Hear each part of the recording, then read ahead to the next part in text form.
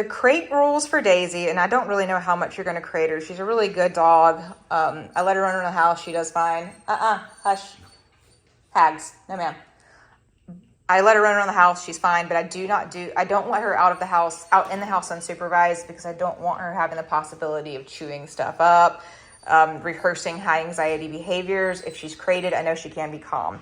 Daisy does get very excitable in her crate. When she first came in, anytime I'd come in the room, she was barking, spinning in circles, being super excited. And because she was so excited, and because she's also a submissive dog, by the time I got near the crate, she would excited pee, and she would do a lot of it. So once we got her calmed down, that excited pee's gone. Anytime I come in the room, if she's standing up, I go ahead and tell her to lay down. What I've been doing is creating the pattern of when I come into the room, she knows to go ahead and calm down. I do not have to use the e-collar for that anymore. I can just tell her down. We've rehearsed this so much, she knows how to do that with me.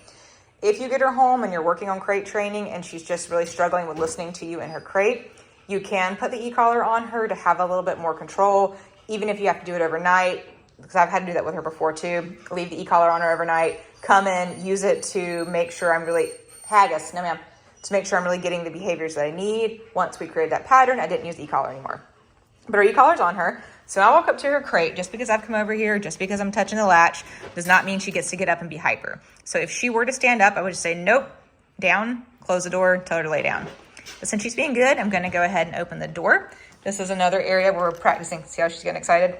This is another area where we're practicing impulse control. You know the breed, you know they're very hyper and they're go, go, go. I want as many areas as I can in her life to practice that impulse control, so when you really need it, she's already rehearsed, not just acting on her instincts. So I'll wait a little bit. Sometimes I'll do laundry with the crate door open. I'll get the food and water ready for the dogs. Just doing other things so that I'm moving away from the crate and she's actively staying in there, practicing not coming out until I call her out, which not only is that impulse control, that's her waiting to hear your command versus her just doing what she thinks you might want to do next. When you want her to come out, it's just, Daisy, come. Good girl. So she should come out and sit. Yeah, good girl. And I like to sit and wait a little bit too, just making sure she's in that calm state of mind. I never want her going through a threshold like the crate door, car door, front door, back door. I never want her going through a threshold hyper.